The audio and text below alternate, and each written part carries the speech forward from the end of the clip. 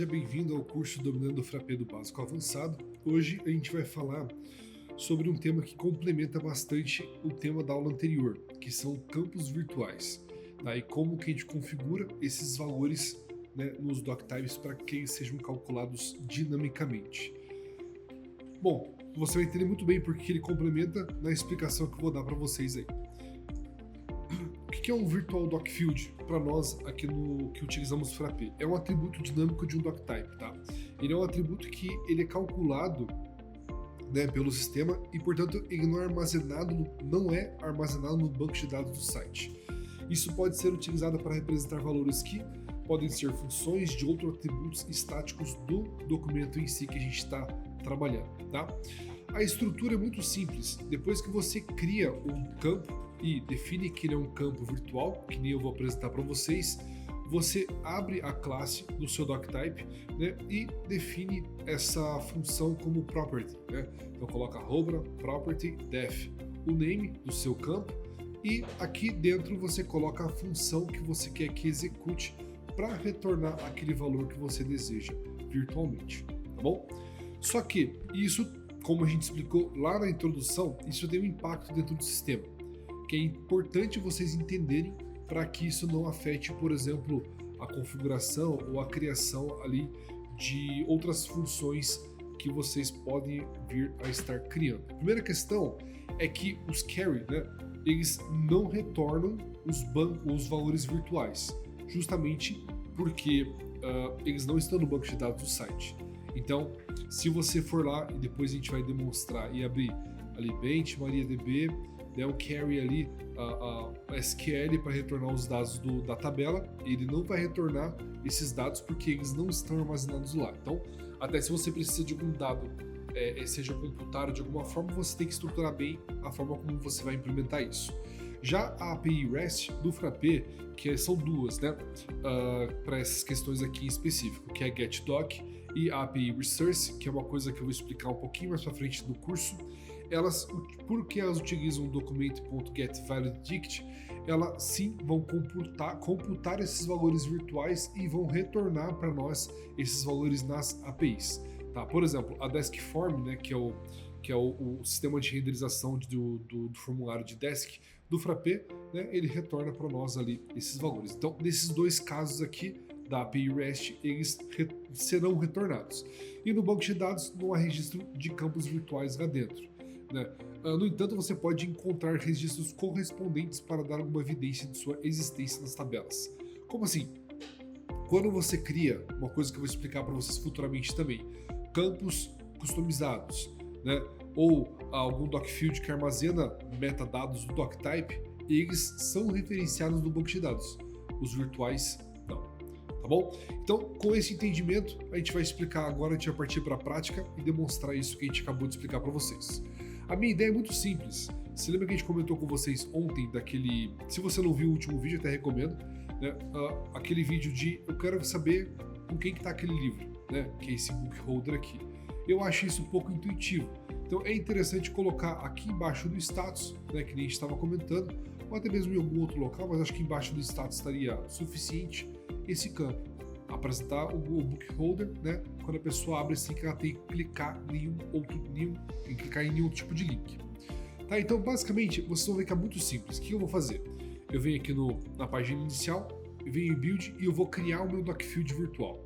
Então abro o doctype, procuro pelo artigo, né, e abro aqui o doctype do artigo. Eu vou colocar esse botão aqui embaixo do status, tá? Então eu vou vir aqui, vou colocar um campo de data, pode ser qualquer tipo de campo, tá? Se eu não me engano, tem um outro tipo exatamente que não funciona, mas a grande maioria ele aceita os tipos de campo aqui do Frappé. Eu vou colocar book holder, né? E esse book holder eu vou descer aqui embaixo, ó, e vou marcar como virtual. Pronto. Quando você voltar lá na sua lista de artigos, você vai visualizar que o book holder ele está oculto. Por que ele está oculto? Porque quando você cria um field e esse field ele é virtual, ele fica naquele estilo read only, né? Que ele não pode ser alterado, né? Ele não é um campo para você preencher, alterar e assim por diante. Quando ele está vazio, ele fica oculto. Isso até previne que a gente tenha que colocar uma função que depois eu vou entrar em detalhes para vocês, que é essa função aqui embaixo, Display Depends On, né? Que a visualização do campo depende de alguma condição específica. Então, nesse caso aqui, ele já fica oculto para nós meio que automaticamente. Tá? Então, agora eu vou lá e vou cadastrar, eu vou fazer aquela configuração da property que eu mostrei para vocês anteriormente. Então, eu venho aqui no Custom Bench, né, que é o nosso curso Bench, né, que é a instalação do nosso Frappé. Vou abrir aqui o nosso módulo e vou até o doctype lá. Eu vou tirar, primeiramente, a referência que a gente colocou aqui em cima do issue, né? Que somente fazer isso daqui e colocar aquele botão lá. Agora ele se tornou desnecessário porque a gente vai colocar isso daqui lá no back-end e eu vou comentar de novo esses campos aqui porque agora eles não têm serventia nenhuma. Então tá, agora eu vou fazer o seguinte, eu vou transformar isso daqui no quê? Eu vou alterar aqui, eu vou colocar o nome do nosso campo, book holder. Em vez de Frappé whitelist, eu vou colocar @property, né? E agora eu vou alterar um pouquinho o funcionamento. Porque se o status for diferente de should, eu não quero que dê um erro. Eu quero que ele retorne vazio. Então, eu vou colocar só uma coisinha aqui que eu não gosto de colocar inicialmente, que é e não for is new, que é quando você está preenchendo ali o seu doctype, eu não quero que dê algum tipo de errinho ali de cálculo daquilo que está aqui embaixo, tá bom? Então, beleza. Daí vai continuar aqui normal, ele retorna sempre vazio, né? Sempre vazio não, sempre vazio na questão de string, né? E library memory not found, esse daqui eu vou deixar e show de bola, o restante eu não vou alterar nada. Venho aqui no meu formulário, dou um reload, pronto, a mesma funcionalidade. Agora o book holder ele está aqui para mim bonitinho, mostrando de uma forma bem mais intuitiva. Então dessa forma, gente, vocês conseguem fazer literalmente aquilo que vocês quiserem, tá? Então vocês conseguem colocar alguma função matemática para retornar um número, conseguem também trabalhar, se eu não me engano, com listas, com outras coisas mais que vocês queiram, que são resultado de algum processamento ou alguma coisa que não é importante para fazer algum tipo de filtro, esse tipo de coisa que precisa constar, que não precisa constar ali no banco de dados para utilizar no sistema, que nem a gente mostrou ali no Query SQL quando você for fazer, ou alguma outra coisinha assim, mas no geral ele vai ser muito bacana para essas questões de front ali, de colocar alguma informação a mais, etc., processada para o seu cliente final. Outra coisa que a gente pode fazer que é bem interessante, outra aplicação, é quantas vezes aquele cupom foi utilizado, é uma, qual a idade da pessoa, é outra, né? E assim por diante.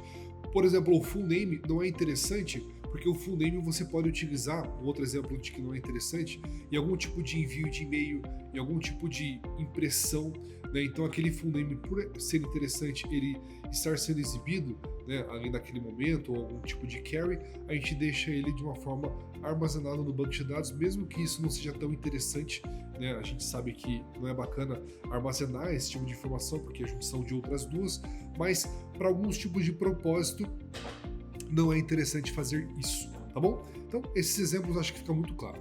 E agora, se você vier aqui no terminal, ó, eu venho aqui no terminal, eu abro uma nova aba e eu dou, que nem eu falei para vocês, Bench MariaDB. Se eu vier aqui no Bench MariaDB, eu venho, ó, Select All From Tab Article. Você pode ver que aqui, ó, que nem eu mostrei para vocês, a gente tem a descrição, tem tudo aquilo que a gente precisa, ó, ISBN e assim por diante, mas ele não mostra. Por quê? Esse campo ele é virtual, ele não foi criado na banca de dados, né? Para ficar mais claro, describe tab article. Então, esses são os campos que nós temos aqui dentro, tá certo? Porém, olha que interessante, se a gente vem naquela API que a gente falou para vocês, né? Que é a API Resource, que é uma forma de utilizar a API do Frappé, tá? Article. Olha só, Se eu venho aqui, o bookholder, ele tá aqui, ó, processadinho.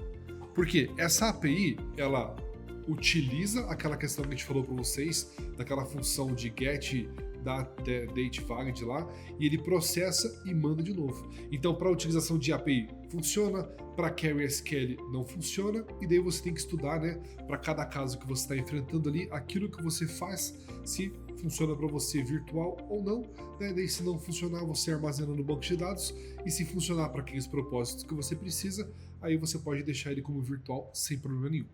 Tá bom? Hoje foi bem curto, foi bem simples mesmo a aula, mas eu acredito que dessa forma vocês consigam utilizar ali para outras funcionalidades e agregar mais, digamos assim, experiência do usuário para o seu cliente final no seu aplicativo. Obrigado por assistir até agora e até a próxima aula.